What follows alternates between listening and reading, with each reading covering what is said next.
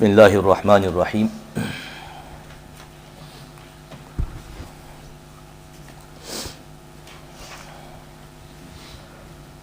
Yesterday and the day before in particular, we looked at the decree and the order, executive order of Umar bin Khattab radiyallahu anhu. And just to give you an idea of the principles of Umar bin Khattab radiyallahu anhu, an incident which has been reported in Sahih Bukhari under the chapter heading Babu Raf'i Sawt fil Masjid. In Bukhari, the chapter headings are equally important as the Ahadith themselves, if not more important.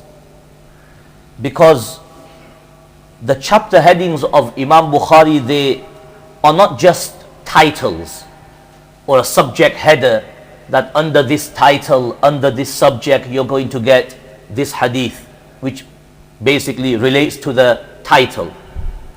Rather, Imam Bukhari rahimahullah, in his chapter headings, known in Arabic as tarajim, and that's why there is a saying that fiqhul Bukhari fi tarajimihi, understanding of Sahih Bukhari lies in its chapter headings. So in his chapter headings, Imam Bukhari rahimahullah, he has in a way highlighted his, his madhab, his school of thought, where he stands in particular issues.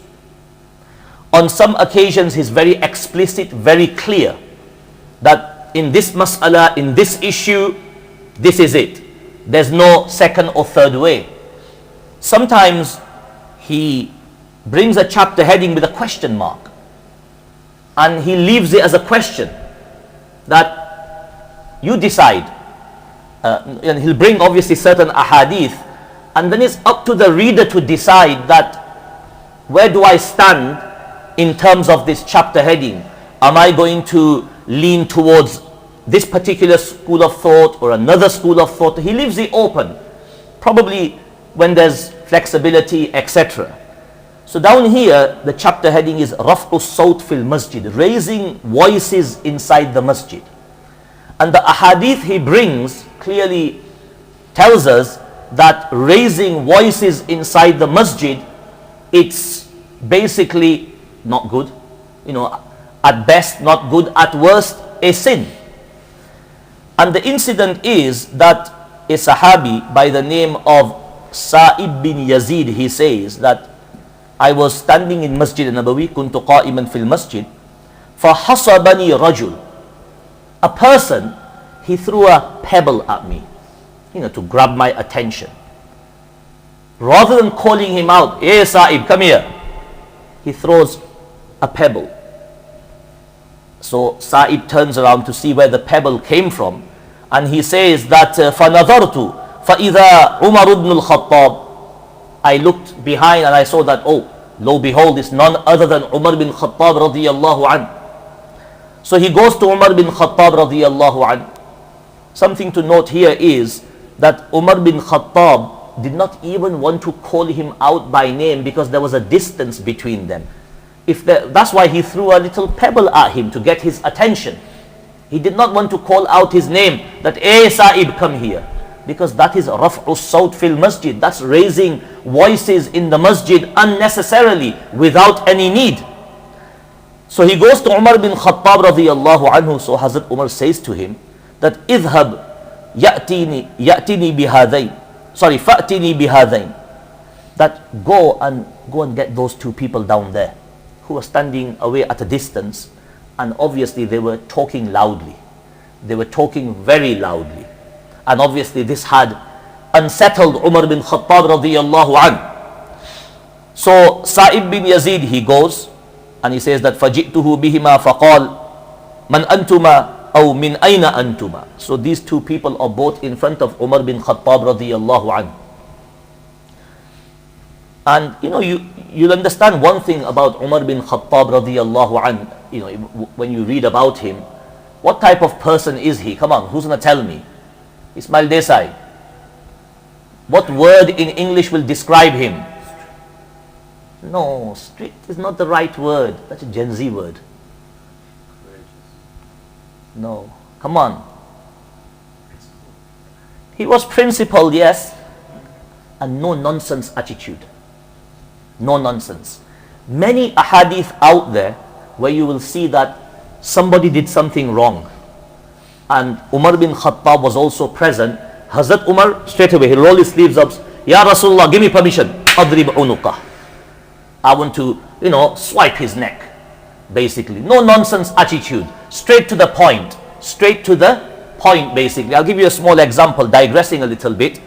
There was one Sahabi, Hatib radiyallahu an, and he's a Badri Sahabi, a senior Sahabi. In the Sahaba there are also ranks. We need to appreciate that in the Sahaba you have the 4 Khulafa, then you have the Ashara Mubashara, then you have the Muhajirin, then you have those who participated in Badr, Uhud. There's ranks basically.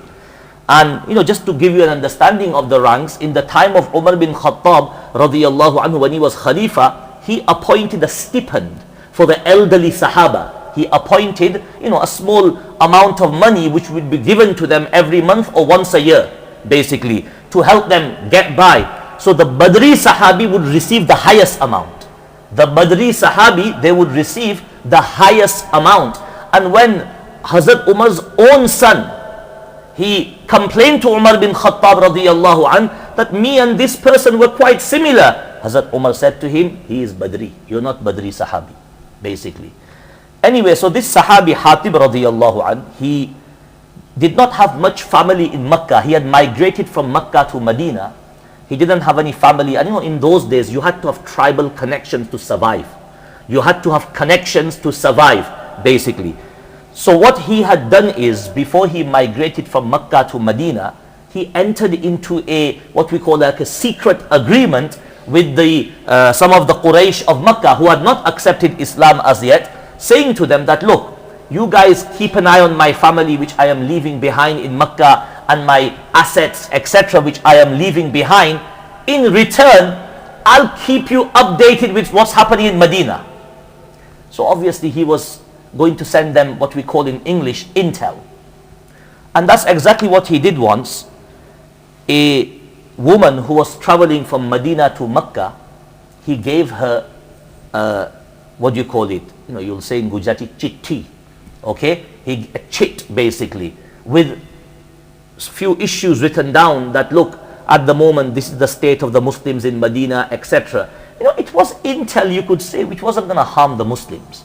Do you understand? But for the people of Makkah, they would have thought, the Quraysh of Makkah, that okay, something is better than nothing, basically. And they might feel a little bit encouraged that we've received some first-hand news of the doings of the Muslims in Medina. So basically, he gives her this chit and she takes it. Rasulullah sallallahu alaihi wasallam finds out, maybe he was informed through wahi. So he sends Ali radiyallahu ta'ala and one or two other Sahaba. He goes that you need to go and find this woman and you need to get the letter of her. And she'd already covered a large distance, basically. So Hazrat Ali radiyallahu and these other Sahaba, what they do is they mount their horses and they race the horses. They race the horses in the sands of Arabia just to get to this woman before she reaches Makkah. So they get to her and basically they say to her, give us the letter. She goes, I've got no letter. And Hazrat Ali, obviously they'd been given specific instructions. You need to bring the letter back, basically, at any cost. So they said to her very clearly that if you don't give us the letter, we're going to strip search you. We are going to strip search you. You either give us the letter or we will strip search you. So she takes out the letter. Okay? Where do you think she'd hidden it? In her chotli. Henna, chotli. Do you know what chotli is? Ya Allah. British potatoes. What do you call chotli in English? braids, locks, ew, chotli. Inshallah, shadi te hai pachi khaba padha chotli. You understand? Nowadays, આજકાલ છોકરીઓ પાસે થોડી ચોટલી હોય, એ લોકોને તો પોયરા જેવા બાલ જોઈએ. Do you understand? ઇન્ટરવ્યુમાં પેલું પૂછવું પડશે તમને લોકોને કે તારા પાસે ચોટલી છે કે નહીં, રિયલ બાલ છે કે નહીં. Do you understand? Anyway, so she had basically, but it's a funny world we live in, it's the reality. Girls want to dress like boys, they want to have hair like boys as well. Allah has kept the zina of women in their hair, their beauty in their hair basically. You know, it's a known fact. It's a known fact, but ajib. Do you understand? And these jagdas as well, they think, you know, this Instagram dolly, she's the best. Ajib. Anyway, that's another story for another day. These are some of my choice anecdotes which these guys hear in class regularly. Do you understand? Anyway, so she'd hidden it. You know, you got to understand, a letter, when you roll it up, fold it up, you can make it like this small, this tiny. And she'd hidden it inside her chotli, inside her, what's the word in English?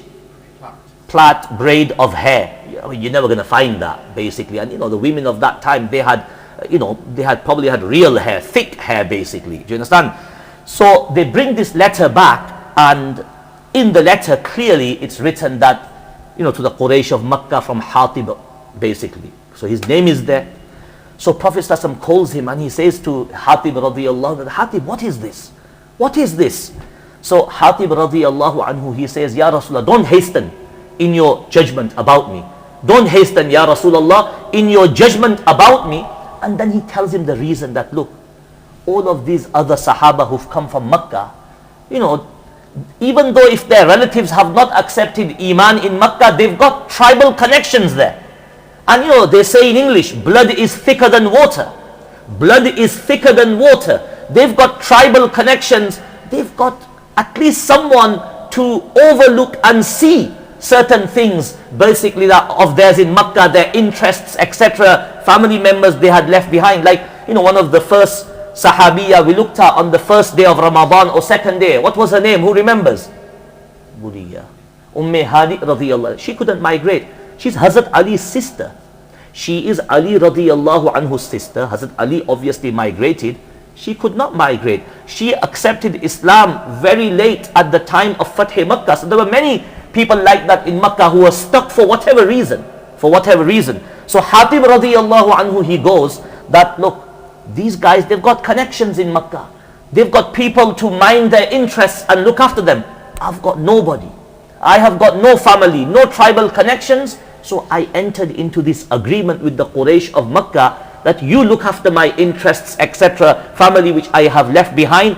In return, I will try to help you with some, you know, information, etc. So Hazrat Umar bin Khattab, he is standing there and he is listening to everything. When Hatib radiyallahu anhu finishes explaining to Prophet ﷺ that, look, this is the reason, straight away Hazrat Umar radiyallahu, no nonsense attitude. Ya Rasulullah, you know, give me permission. Adrib unuqa hadha al-munafiq. You know, I'll strike the head of this hypocrite, basically, words to those extent. No messing around. So Prophet ﷺ stops Umar bin Khattab straight away.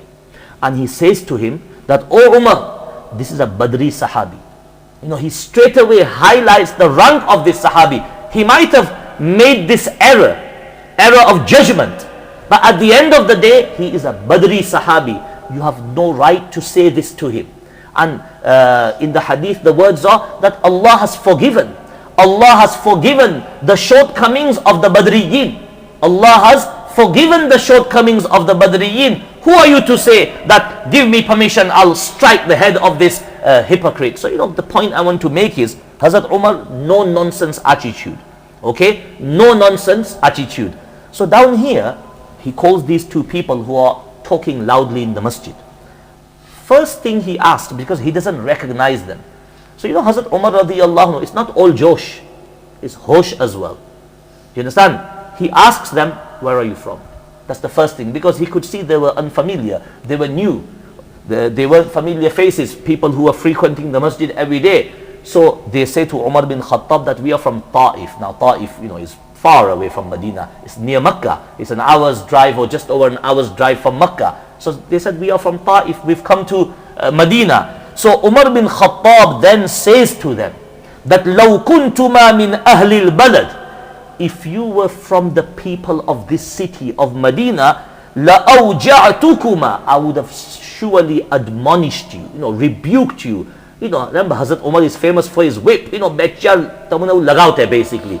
If you had been from Medina, this shows, what does this clearly show?